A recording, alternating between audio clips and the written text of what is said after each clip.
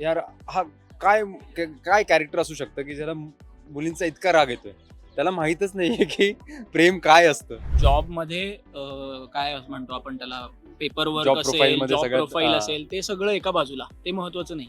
सगळ्यात महत्त्वाचं काम आहे की सरांना आधी मुलींपासून लांब ठेवा. एखादी मुलगी कधीतरी जवळ येणार आणि मी तिला लांब करण्याच्या नादात मी कदाचित त्या मुलीच्या जवळ मेन काम की हे फन कॅरेक्टर आहे.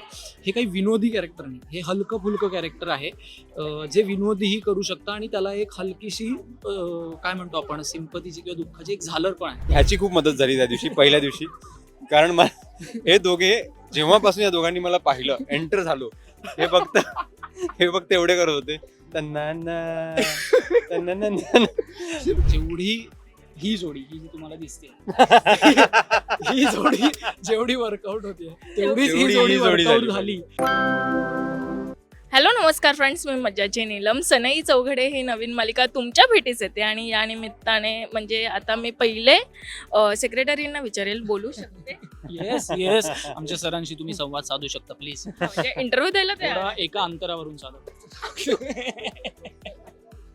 पण खरं तर मला विचारायचं, ही भूमिका जेव्हा येते आणि हे हटकेपणा यातला कळतो की मुलींची तो म्हणजे असं बोलू शकतो त्याला आवडत नाही मुली, त्याच्या ऑफिसमध्ये मुली नाही, हे सगळं कॅरेक्टर जेव्हा तुला साकारायचं होतं, मला सांग सगळ्यात आधी थॉट काय आलाय? थॉट हाच होता की मला त्या कॅरेक्टर बद्दल एक सगळ्यात आधी तर सिंपती वाटली. कारण असं होतं ना की यार हा काय काय कॅरेक्टर असू शकतं की ज्याला मुलींचा इतका राग येतोय. त्याला माहीतच नाहीये की प्रेम काय असतं. तर मला सगळ्यात आधी सिंपती वाटली. पण ऑब्व्हियसली कॅरेक्टर प्ले करताना आपल्याला सिंपतीपेक्षा एम्पॅथी जास्त वाटली पाहिजे. आणि ते कॅरेक्टर समजून घेताना कळतं की त्याचं रिझन काय आहे. हे ऑब्व्हियसली प्रेक्षकांना हळूहळू समजेल की रिझन काय होतं, तो इतका का तिटकारा करतो. तर हे तेव्हा कळेल. पण पहिला थॉट तर माझा हाच होता की काय कॅरेक्टर आहे की ज्याला मुलींचा इतका राग येतोय. अगदीच. आणि मला असं वाटतं निमिष, तू हे म्हणजे कॅरेक्टर असंच सांभाळणार आहे का की याच्यापासून मुलींना लांब ठेवायचं, असं सगळं पाहायला मिळणार आहे? येस, हे माझं मेन काम आहे. म्हणजे जॉबमध्ये काय म्हणतो आपण त्याला, पेपर वर्क Job असेल, profile मध्ये जॉब सगळ्यात प्रोफाईल असेल, ते सगळं एका बाजूला, ते महत्त्वाचं नाही. सगळ्यात महत्त्वाचं काम आहे की सरांना आधी मुलींपासून लांब ठेवा आणि मग असं बऱ्याच वेळाला होणार आहे त्याच्यामुळे की एखादी मुलगी कधीतरी जवळ येणार आणि मी तिला लांब करण्याच्या नादात मी कदाचित त्या मुलीच्या जवळ जाण्याची शक्यता आहे. एक वेगळं षडयंत्र आहे. येस येस येस येस, हे अजून आम्ही रिव्हील केलं नाही, आज पहिल्यांदाच तुझ्या चॅनलवर रिव्हील करतोय. पण मला असं वाटतं यानंतर असंही होऊ शकतं की याच्या काही फिमेल फॅन्स असतील, त्या तुझ्यावर राग काढतील, कारण की असं म्हणतील की अरे याच्यापर्यंत तू पोहोचूच देत नाही, असं काही व्हायचं. मी तो राग कसा शमवायचा याचंही ट्रेनिंग सुरू केलेलं आहे की त्यांना कसं शांत करायचं. सो माझं दोन्ही ऑन स्क्रीन ऑफ स्क्रीन दोन्ही ट्रेनिंग सुरू असणार आहे आणि ऑफ स्क्रीनवालं ट्रेनिंग मात्र मला राजच देणार आहे. अगदीच. पण खूप छान मालिका आहे आणि मला असं वाटतं हे वेगळ्या धाटणीची मालिका आहे आणि प्रोमो फार कमाल आहे. म्हणजे तुझा जो लुक आहे तो खूप कमाल आहे आणि प्रेक्षकांनाही प्रचंड आवडतं. म्हणजे आम्ही सोशल मीडियावर पाहतो की वेगवेगळ्या पद्धतीच्या कमेंट्स येतात आणि सगळ्यांना हे खूप आवडतं. मला एक सांगा, जेव्हा हे कॅरेक्टर तुम्हाला विचारण्यात येतं, ती प्रोसेस काय होती आणि कशापर्यंत पोहोचली? प्रोसेस सगळ्यात आधी मला मनस्वीचा फोन आला होता की आपण अशी एक सिरियल करतो आहोत आणि पहिलं प्रोडक्शन आहे राजू सरांचं आणि तेच डिरेक्ट करतायत. त्यामुळे माझी एक्साइटमेंट जास्त होती, कारण मला राजू सरांसोबत काम करायचं होतं. खूप वर्षांपासून माझं एक आपल्या लिस्टमध्ये काही डिरेक्टर्स असतात ज्यांच्यासोबत आपल्याला काम करायचं असतं, त्याच्यामध्ये राजू सर एक होते. आणि मला असं झालं की मला काम करायचं आहे. आणि देन सगळी ऑडिशन प्रोसेस सुरू झाली. जवळपास 2 महिन्याच्या या प्रोसेसमध्ये 5-6 वेगवेगळे राऊंड झाले ऑडिशन्सचे. त्यामध्ये वेगवेगळ्या कलाकारांसोबत सीन्स करणं हे सगळं सुरू होतं. आणि by the end of the second month मला कळलं की मी हा रोल करतोय. आणि मग डिस्कशन सुरू झाले की कशा पद्धतीने आपण हे परफॉर्म करतोय, कशा पद्धतीने हा जय खानोलकर असणार आहे ओव्हरऑल पूर्ण या सिरियलमध्ये. तर ही प्रोसेस नंतर सुरू झाली. पण 5-6 ऑडिशन्स देणं आणि ही मुळात जेव्हा कॅरेक्टरचं ऑडिशन्स होतात तेव्हा ती एक वेगळी मजा असते. कारण तुम्ही खूप गोष्टी ट्राय करून बघत असता की आज हे करतो वेगवेगळ्या गोष्टी, आणि मग कुठेतरी डिरेक्टर एक मार्ग दाखवतो आपल्याला. तर आय थिंक ही अशा पद्धतीची ही प्रोसेस होती या कॅरेक्टरसाठी. ऑडिशन तरी द्या. 5 ते 6 ऑडिशन झाले होते 2 महिन्याच्या ओव्हरऑल पिरियडमध्ये. ओके. आणि तुझ्या भूमिकेबद्दल विचारेल, जेव्हा तुला कळालं की अशी मजेशीर ही भूमिका आहे, तू कशा पद्धतीने याच्याशी जोडला गेला? खरं सांगायचं तर सेम आहे. बऱ्याचशा गोष्टी म्हणेन मी की मला देखील मनस्वी सावंत म्हणजे राजू सरांची मुलगी, तिचा फोन आला आणि माझं असं झालं, बास राजू सर डिरेक्ट करणार आहेत, मला ही सिरियल करायचीच आहे. सो आय वॉज होपिंग की माझं कास्टिंग व्हावं. टचवूड ते झालं लकीली. आणि त्याच्यानंतर ही प्रोसेस सुरू झाली. झी मराठीवर काम करायला मिळणार या सगळ्याची उत्सुकता होती. पण अगेन जेव्हा आपण कामाच्या पर्यंत येतो, हे सगळी एक्साइटमेंट बाजूला करून की आता काम कसं करायचं, वेगळं करायचं आहे, तर आय गेस सगळे को-ॲक्टर्स एवढे अमेझिंग आहेत. आमचं आता काही दिवसांचं शूट झालं आहे ज्याच्यातच आम्हाला कळलं आहे. सो माझ्यासाठीचं मेन काम की हे फन कॅरेक्टर आहे, हे काही विनोदी कॅरेक्टर नाही, हे हलकं फुलकं कॅरेक्टर आहे जे विनोदीही करू शकतं आणि त्याला एक हलकीशी काय म्हणतो आपण सिंपतीची किंवा दुःखाची एक झालर पण आहे. सो ते इंटरेस्टिंग कॅरेक्टर आहे. सो मला ते खूपच आवडलं आणि ते परफॉर्म करताना अजून गोष्टी उलगडत जातील, काही काही गोष्टी सापडून. आणि सगळ्यात महत्त्वाचं मला असं वाटतं की मी आणि राज बऱ्याच वेळेला हे डिस्कस केलं आहे की माझ्यासाठीचं हे चॅलेंज आहे की जेवढी ही जोडी ही जी तुम्हाला दिसते ही जोडी जेवढी वर्कआउट होते तेवढीच ही जोडी वर्कआउट झाली तर बस स्वामींची इच्छा. मला असं वाटतं ही जोडी वर्कआउट होईल. पण प्रोमो मी पाहिला इतका सुंदर आहे आणि मी एक तो सीन पाहिला जो स्टॅच्यू असतो त्यावरनं तू ते कापड काढतो आणि प्रत्येकाची एक इच्छा असते जेव्हा ते स्वतःचा स्टॅच्यू ती कन्सेप्ट करण्यात आली किंवा तो प्रोमो तुला लॉन्च करण्याचा एक प्रोमो वेगळ्या पद्धतीने करण्यात आला. कसा वाटला जेव्हा तू पहिल्यांदा बघितला? ऑब्व्हियसली खूप एक्साइटमेंट होती, कारण मला बघण्याची एक्साइटमेंट यासाठी होती कारण तो प्रोमो कसा शूट झाला ते सगळ्यांना विचारा. आय थिंक 24 आवर्सची शिफ्ट होती आणि रात्री 12 ते सकाळी 6-7 पर्यंत त्याचं शूट चाललं.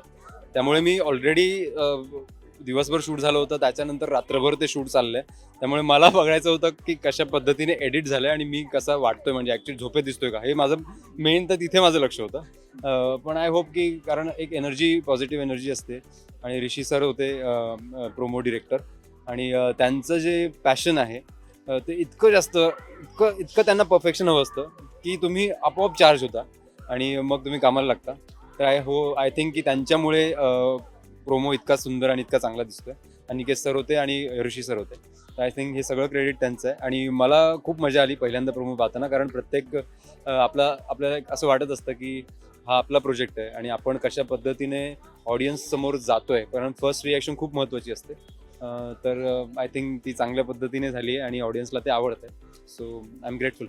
मी त्यांनी सांगितलेल्या गोष्टीतच एक किस्सा फक्त ॲड करेन हलकासा की तो म्हणाला तसं तो प्रचंड दमला होता. तो 24 तास शूट करून आला होता. आम्ही आउटडोअरला शूट करत होतो, एकतर आम्ही मुंबईतही नव्हतो आणि 24 तास शूट केल्यानंतर आम्ही आमचं 12 तासाचं शूट करून झोपून वगैरे झालं होतं. हा आला, यांनी 2-2.5 तास झोपला, उठला, परत जेवला वगैरे आणि परत शूट आणि परत 12 तासाची शिफ्ट केली. आणि त्याच्यानंतर तो झोपल्यावरही आम्ही काही ॲक्टर्स इतके नालायक आहोत की आम्ही त्याला फक्त गुड नाईट बोलायला म्हणून तो झोपलेला असताना गेलो आणि त्याला उठवलं. बट द पॉईंट इज की तो दुसऱ्या दिवशी त्यांनी उलटा प्रँक केला आमच्या सगळ्यांवर. त्यांनी असं दाखवलं की तो खूप चिडलाय वगैरे, पण असं काही नव्हतं. सो द पॉईंट इज की इतकं खेळीमेळीचं वातावरण त्यांनी देखील क्रिएट केलं जे आम्हाला अपेक्षित होतं. प्रँकच्या पद्धतीने केलं, पण केलं. सो मला असं वाटतं की जेवढं ते खेळीमेळीचं वातावरण आमच्यासाठी ऑफस्क्रीन झालं तेच कुठेतरी ऑनस्क्रीन झळकणार आहे आणि ते तुम्हाला बघायला मिळेल. ही नोकझोकही फार छान दिसते आणि ही नोकझोक तुम्ही जेव्हा शूट होत असते यांची तेव्हा तुम्ही किती एन्जॉय करता खरं तर? अरे खूप एन्जॉय करतो आम्ही.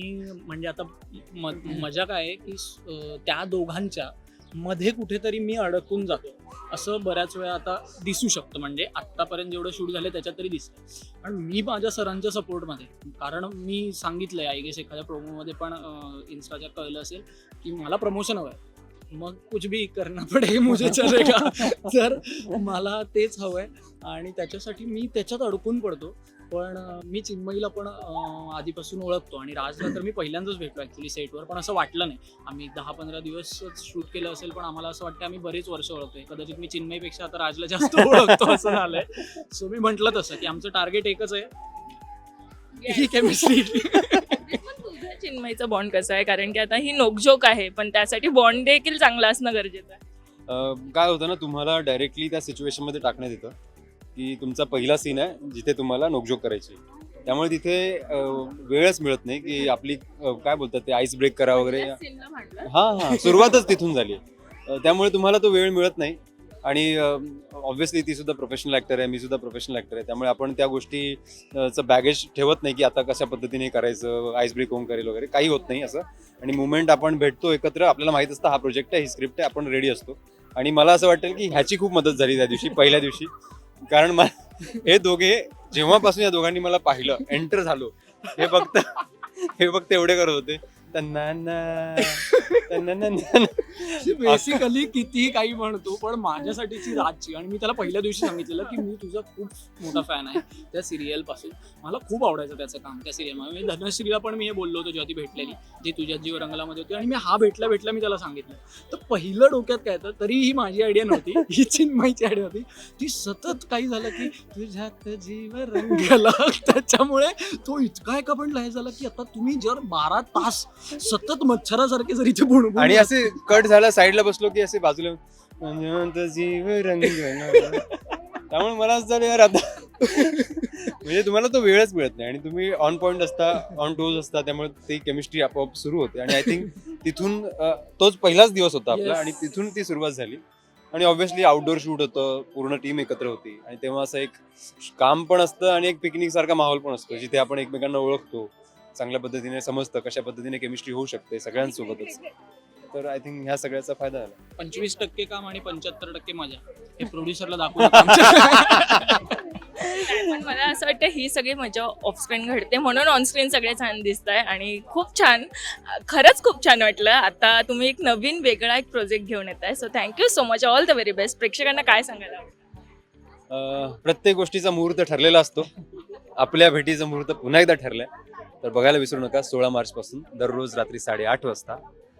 सनई चौघडे. आणि सनई चौघड्यांचा आवाज प्रत्येकाला आवडतो आहे, त्याच्यामुळे तुम्हाला देखील खूप आवडतो. Thank you so much. Thank you. Marathi मनोरंजन सृष्टीमधील मालिका, चित्रपट, नाटक तसेच कलाकारांबद्दलच्या नवीन अपडेट्स जाणून घेण्यासाठी नक्की सबस्क्राईब करा इट्स मज्जा मराठी या आपल्या नवीन यूट्यूब चॅनलला.